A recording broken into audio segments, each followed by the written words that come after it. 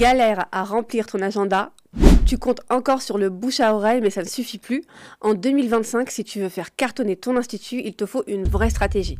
Et je vais te donner les meilleures méthodes pour attirer des clientes et les fidéliser. Si tu ne me connais pas, moi je suis Widad, la fondatrice de Beauty Boost Agency, la première agence marketing dédiée aux professionnels de la beauté. J'accompagne les instituts, des salons, des indépendantes à développer leur clientèle grâce aux réseaux sociaux et au digital. Si tu veux plus de conseils comme ceux que je vais te donner aujourd'hui, alors abonne-toi.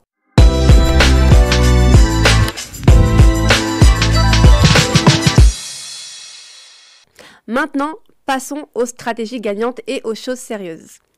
On va commencer par la base. Ça va être d'avoir un compte Instagram bien optimisé. Pourquoi je te dis ça?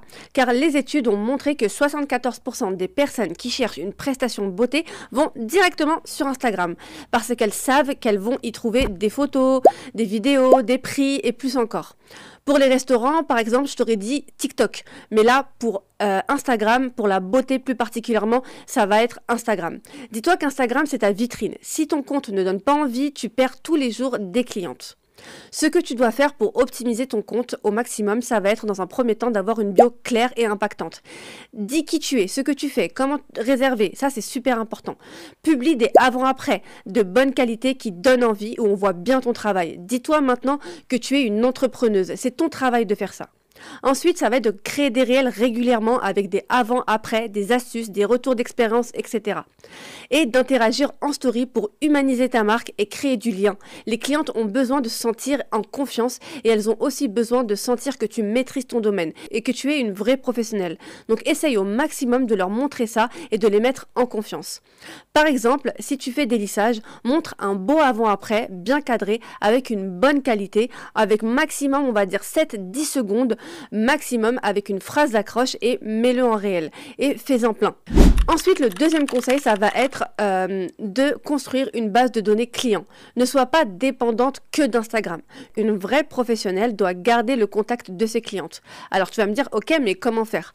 Pour moi, tu as juste à collecter les numéros de téléphone et les emails de tes clientes. Ça va te permettre d'envoyer des SMS pour leur rappeler déjà leur rendez-vous, d'envoyer des promotions VIP ou des offres d'anniversaire. Par exemple, pour les périodes creuses, tu peux envoyer un SMS à toute ta base de données d'anciennes clientes en leur disant « Coucou, cette semaine, j'ai une offre spéciale sur tous mes services. Les places sont limitées, réserve vite. Je t'envoie le lien ou bien tu peux envoyer directement ton calendrier avec tes disponibilités. » Le troisième conseil, ça va être de bien être référencé sur Google. Bah oui, on a dit que 74% des personnes qui cherchent un service de beauté vont sur Instagram, mais il y a encore 20% qui viennent de Google. Donc quand une cliente cherche un institut, elle tape institut de beauté plus le nom de sa ville, et si tu n'apparais pas, bah là aussi tu perds des clientes. Alors comment apparaître en haut des résultats? Bah, dans un premier temps, c'est gratuit, crée ta fiche Google My Business avec de belles photos, des avis et des informations de contact.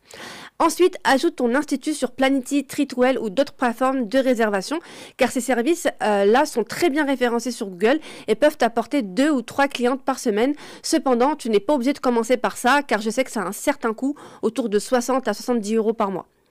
Et pour finir, si tu as un site, optimise-le avec des bons mots-clés et assure-toi qu'il donne envie de réserver et qu'il apparaisse bien sur Google. Si tu ne sais pas comment faire, fais appel à un spécialiste SEO. C'est comme ça que ça s'appelle, pour qu'il puisse travailler ton référencement et le faire apparaître sur Google. Conseil numéro 4, ça va être de lancer des pubs en ligne de manière intelligente. Beaucoup de prestats boostent leur post Instagram, mais ce n'est pas une vraie stratégie publicitaire. Aujourd'hui, tu ne peux pas faire que ça. Bien que ça fonctionne bien, que ça peut t'attirer des clientes, le problème c'est que à la longue, tu peux perdre de l'argent. Ce qu'il faut savoir sur ça, c'est que les boosts Instagram sont souvent une perte d'argent. Pourquoi? Car en fait, les boosts Instagram, ça envoie ta pub à des milliers de personnes où tu gagnes effectivement en visibilité, mais le problème, c'est que ça envoie ta pub aussi à des personnes qui ne sont pas intéressées par tes services. Et c'est là où tu perds de l'argent. Une vraie pub, ça doit être ciblé avec des personnes qui sont intéressées par tes services, avec un bon visuel, une bonne accroche, un appel à l'action clair. Et tout ça, c'est important. Si tu n'y connais rien, forme-toi ou bien fais appel à un média buyer, c'est comme ça que ça s'appelle, qui va savoir créer des vraies campagnes publicité. Et je ne parle pas de boost Instagram cette fois-ci, je parle vraiment de vraies campagnes ciblées. Le sixième point et le dernier conseil, ça va être de multiplier tes canaux d'acquisition. Ne mise pas tout encore une fois sur Instagram. D'autres plateformes existent et peuvent t'apporter des clientes. Il ne faut pas les négliger. Je vais te donner quelques idées pour être visible ailleurs que sur Instagram. Pour commencer, le plus simple, tu as Facebook Marketplace et les groupes Facebook locaux. Par exemple, tu vas taper le nom de ta ville et tu vas dans l'onglet groupe et tu présentes tes services, tu laisses une petite annonce où tu vas présenter ton site, tes services, tu vas mettre quelques photos avant-après. Tu as aussi Groupon ou Wikasa, c'est parfait si tu proposes des offres découvertes. Juste attention, ils prennent des frais. Et aussi, tu as TikTok, republie les réels que tu as mis sur Instagram, remets-les sur TikTok, mais attention, ne te disperse pas trop, choisis comme base principale Instagram et après republie ce que tu mets sur Instagram, remets-les sur TikTok. Et il y a aussi l'astuce de créer des partenariats avec des commerces locaux, par exemple des coiffeurs, des boutiques de vêtements, des influenceuses locales, etc. Par exemple, si tu fais du maquillage événementiel, tu peux collaborer avec une boutique de robes de soirée pour proposer un pack complet événement ou mariage. Comme ça, ses clientes peuvent devenir les tiennes et tes clientes peuvent devenir les siennes. Ou bien collabore par exemple avec des wedding planners. Tout ça, ça va être des collaborations qui vont t'apporter aussi des clientes. Donc voilà pour tous ces conseils.